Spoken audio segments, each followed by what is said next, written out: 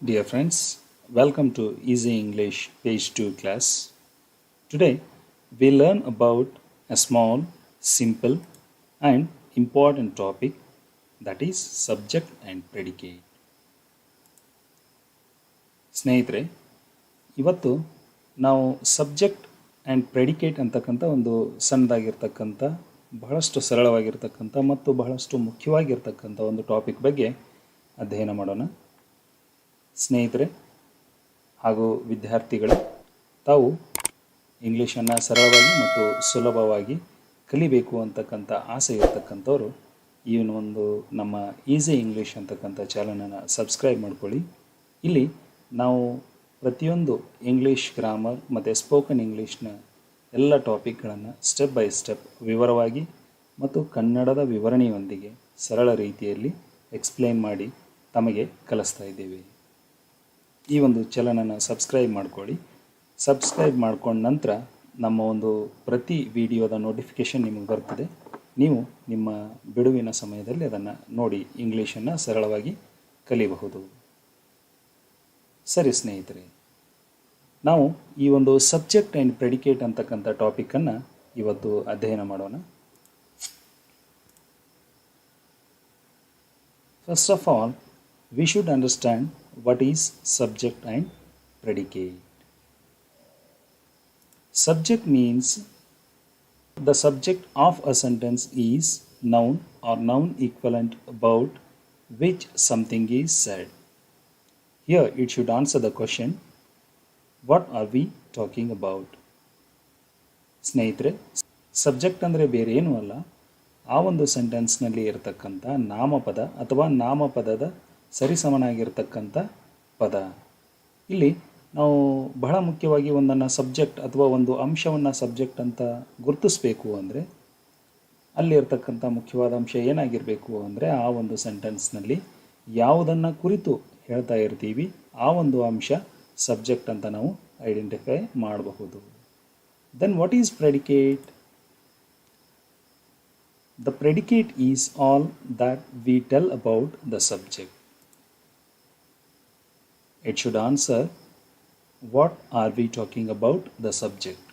ನೋಡಿ, ಆ ಸಬ್ಜೆಕ್ಟನ್ನು ಕುರಿತು ಹೇಳತಕ್ಕಂಥ ಅಂಶವೆಲ್ಲವೂ ಪ್ರೆಡಿಕೇಟ್ ಅಂತ ಹೇಳಿ ನಾವು ಗುರುತಿಸ್ತೀವಿ. ಒಂದು ಸೆಂಟೆನ್ಸ್ನಲ್ಲಿ ಉದಾಹರಣೆಗೆ ಈ ಒಂದು ಸೆಂಟೆನ್ಸನ್ನು ನೋಡಿ, ನಾವು ಯಾವುದನ್ನು ಕುರಿತು ಹೇಳ್ತೀವಿ ದಟ್ ಈಸ್ ಸಬ್ಜೆಕ್ಟ್. ಆ ಸಬ್ಜೆಕ್ಟನ್ನು ಕುರಿತು ಏನು ಹೇಳ್ತೀವಿ ಅಂತಕ್ಕಂಥದ್ದು predicate. See here, Ravi eats an apple. We are talking about Ravi. That's why it is subject. ನೋಡಿ, ಇಲ್ಲಿ ರವಿ ಬಗ್ಗೆ ನಾವು ಹೇಳ್ತಾ ಇದ್ದೇವೆ, ಆ ಕಾರಣವಾಗಿ ಇದನ್ನು ನಾವು ಸಬ್ಜೆಕ್ಟ್ ಅಂತ ಗುರುತಿಸ್ತಾ ಇದ್ದೇವೆ. ಆ ಸಬ್ಜೆಕ್ಟ್ ಏನು ಮಾಡ್ತಾ ಇದೆ ಅಂತಕ್ಕಂಥದ್ದನ್ನು ಅಥವಾ ರವಿ ಮುಂದೆ ಏನು ಮಾಡ್ತಾ ಇದ್ದಾನೆ ಅಂತಕ್ಕಂಥದ್ದನ್ನು ನಾವು ಹೇಳ್ತಾ ಇದ್ದೇವೆ, that is predicate. Eats on apple ಅಂತಕ್ಕಂಥ ಈ ಒಂದು ಸೆಂಟೆನ್ಸಿನ ಭಾಗ ನಾವು ಪ್ರೆಡಿಕೇಟ್ ಅಂತ ಗುರುತಿಸ್ತೀವಿ. ರವಿ ಅಂತಕ್ಕಂಥದ್ದು ಸಬ್ಜೆಕ್ಟ್ ಅಂತ ಹೇಳಿ ಗುರುತಿಸ್ತೀವಿ. ಇಲ್ಲಿ ಮುಖ್ಯವಾಗಿ ನಾವು ಗಮನಿಸಬೇಕಾದಂಥ ಒಂದು ಅಂಶ ಏನು ಅಂದರೆ, the essential part of the predicate is verb. ನೋಡಿ, ಇಲ್ಲಿ ಒಂದು ಸೆಂಟೆನ್ಸ್ನಲ್ಲಿ ಸಬ್ಜೆಕ್ಟ್ ನಂತರ ಪ್ರೆಡಿಕೇಟ್ ಅಂತ ಡಿವೈಡ್ ಮಾಡಬೇಕಾದಾಗ ನಾವು ಮೊದಲ ಭಾಗ noun are known equivalent word ಅಂತ ಏನು ಕರಿತೀವಿ, that is subject. And after that ನಂತರದಲ್ಲಿ ಬರ್ತಕ್ಕಂಥ ಕ್ರಿಯಾಪದದ ಮುಂದುವರೆದ ಭಾಗ ಅಥವಾ ಸೆಂಟೆನ್ಸ್ನ ಕ್ರಿಯಾಪದವನ್ನು ಹಿಡಿದುಕೊಂಡು ಇರ್ತಕ್ಕಂಥ ಮುಂದಿನ ಪೂರ್ಣ ಪ್ರಮಾಣದ ಭಾಗವನ್ನು ನಾವು ಪ್ರೆಡಿಕೇಟ್ ಅಂತ ಹೇಳಿ ಕರಿತೀವಿ. Then we should understand the structure. ಇಲ್ಲಿ ನೋಡಿ, ಸಬ್ಜೆಕ್ಟ್ ಮತ್ತು ಪ್ರೆಡಿಕೇಟ್ ಅಂತಕ್ಕಂಥದ್ದು ಸೆಂಟೆನ್ಸಿನ ಎರಡು ಮುಖ್ಯ ಭಾಗಗಳಾಗಿರ್ತವೆ. ಈ ಒಂದು ಸ್ಟ್ರಕ್ಚರ್ ಆರ್ ಆರ್ಡರನ್ನು ನಾವು ನೋಡಿದ್ರೆ ಸಬ್ಜೆಕ್ಟ್ ಪ್ಲಸ್ ಪ್ರೆಡಿಕೇಟ್ ಅಂತ ಒಂದು ಸೆಂಟೆನ್ಸಿನ ಸ್ಟ್ರಕ್ಚರ್, ಇದು ಸಾಮಾನ್ಯವಾಗಿರ್ತಕ್ಕಂಥ ರಚನೆ. Here we have understood that what is subject, and we should understand what is predicate. This predicate contains verb plus object plus rest of the sentences. For example, the first column contains subjects and the second one predicate. Here the second column includes these three subcolumns. These are verb, object and rest of the sentences. See the examples.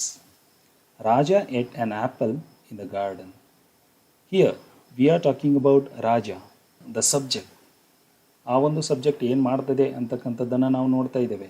At an apple in the garden. ಒಂದು ಸೆಂಟೆನ್ಸ್ನಲ್ಲಿ ಮುಖ್ಯವಾಗಿ ಇರತಕ್ಕಂಥ ಅಂಶಗಳನ್ನು ನಾವು ನೋಡಿದ್ರೆ subject plus predicate ಅಂತ ನಾವು ಗುರುತಿಸ್ತೀವಿ. ಇಲ್ಲಿ ಸಬ್ಜೆಕ್ಟ್ ಯಾವುದು ಅಂತಲೂ ನಿಮಗೆ ಗೊತ್ತಾಯಿತು. ಪ್ರೆಡಿಕೇಟ್ ಅಂದರೆ ಏನು, ಅದರಲ್ಲಿ ಬರ್ತಕ್ಕಂಥ ಬೇರೆ ಬೇರೆ ಅಂಶಗಳೇನು ಅಂತಕ್ಕಂಥದ್ದನ್ನು ಈ ಒಂದು ಸ್ಟ್ರಕ್ಚರ್ನಲ್ಲಿ ನೀವು ನೋಡ್ತಾ ಇದ್ದೀರಾ. ಇಲ್ಲಿ object rest of the sentences mandatory ಇರೋದಿಲ್ಲ. ಕೆಳಗಡೆ ಇರತಕ್ಕಂಥ ಎಕ್ಸಾಂಪಲನ್ನು ನಾವು ನೋಡಿದ್ರೆ all the roads lead to Delhi. Kavita laughed. ಈ ಎರಡು ಉದಾಹರಣೆಗಳನ್ನು ನಾವು ನೋಡೋದಾದರೆ ಇಲ್ಲಿ ನೋಡಿ, ಒಂದು ಸೆಂಟೆನ್ಸ್ನಲ್ಲಿ ಸಬ್ಜೆಕ್ಟ್ ಇದೆ, ಪ್ಲಸ್ ವರ್ಬ್ ಇದೆ, ಪ್ಲಸ್ ಆಬ್ಜೆಕ್ಟ್ ಇದೆ. But there is no rest of the sentence. Here the sentence completes. Then the next one, Kavita laughed. Here we have only subject and predicate, and here the predicate contains only verb. Kavita is a subject and laughed is a predicate. ಸ್ನೇಹಿತರೆ, ಇಲ್ಲಿ ಕೇವಲ subject ಮತ್ತು predicate ಎರಡೇ ಅಂಶಗಳಿದ್ದಾವೆ. ಆ predicate ಅಂತಕ್ಕಂಥದ್ದೇ ಇಲ್ಲಿ ನಾವು verb ಆಗಿ ಬಳಸಿದ್ದೇವೆ.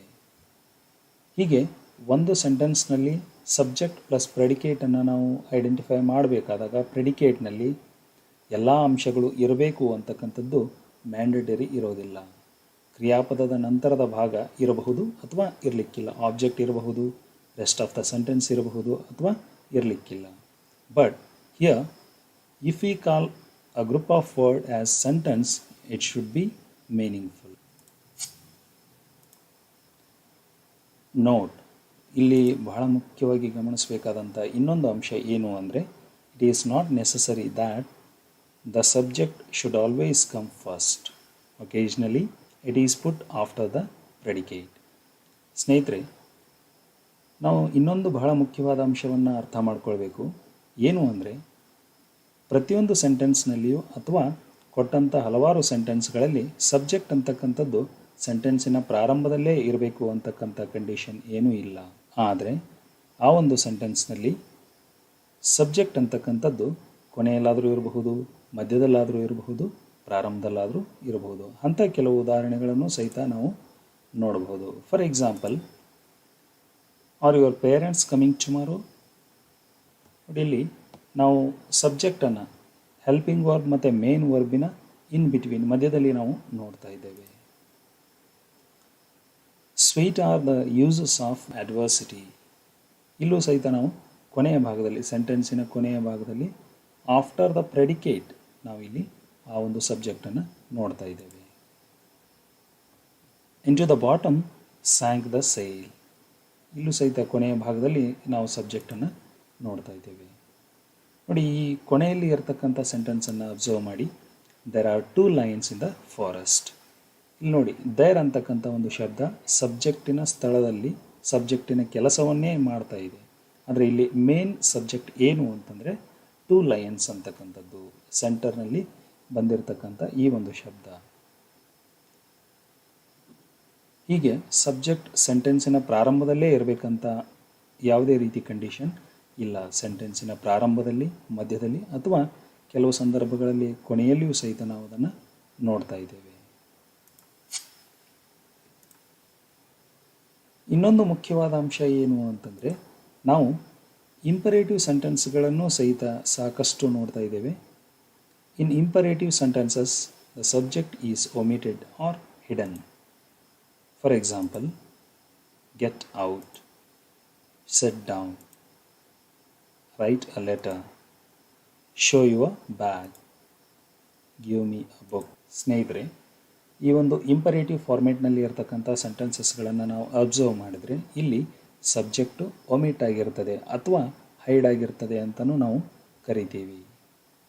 ನೋಡಿ, ಇಲ್ಲಿರ್ತಕ್ಕಂಥ ಕೆಲವೊಂದು ಸೆಂಟೆನ್ಸಸ್ಗಳನ್ನು ನಾವು ನೋಡಿದ್ರೆ, get out, set down, write a letter, ಈ ರೀತಿ ಉದಾಹರಣೆಗಳನ್ನು ನಾವು ನೋಡಿದ್ರೆ ಇಲ್ಲಿ ನಮಗೆ ಸಬ್ಜೆಕ್ಟ್ ನೇರವಾಗಿ ಕಾಣಸಿಗೋದಿಲ್ಲ. ಇಂಥ ಒಂದು ಸೆಂಟೆನ್ಸಸ್ಗಳು ಬಂದಾಗ ಇಲ್ಲಿ ಸಬ್ಜೆಕ್ಟ್ ಪ್ರೆಡಿಕೇಟ್ ಅಂತಕ್ಕಂಥ ಡಿವಿಷನ್ ಮಾಡಬೇಕಾದಾಗ ಈ ಒಂದು ಸೆಂಟೆನ್ಸ್ಗಳನ್ನು ನಾವು ಬಹಳ ಗಮನದಿಂದ ನೋಡಬೇಕಾಗ್ತದೆ. Because here the subject is omitted. ಸ್ನೇಹಿತರೆ, ಇವತ್ತು ನಾವು ಸಬ್ಜೆಕ್ಟ್ ಮತ್ತು ಪ್ರೆಡಿಕೇಟ್ ಅಂತಕ್ಕಂಥ ಒಂದು ಸರಳವಾಗಿರ್ತಕ್ಕಂಥ ಸ್ಮಾಲ್ ಟಾಪಿಕನ್ನು ನಾವು ಇವತ್ತು ಭಾಳಷ್ಟು ಇಂಪಾರ್ಟೆಂಟ್ ಆಗಿರ್ತಕ್ಕಂಥ ಟಾಪಿಕನ್ನು ನಾವಿವತ್ತು ಕಲ್ತಿದ್ದೇವೆ. ಎಲ್ಲರಿಗೂ ಧನ್ಯವಾದಗಳು.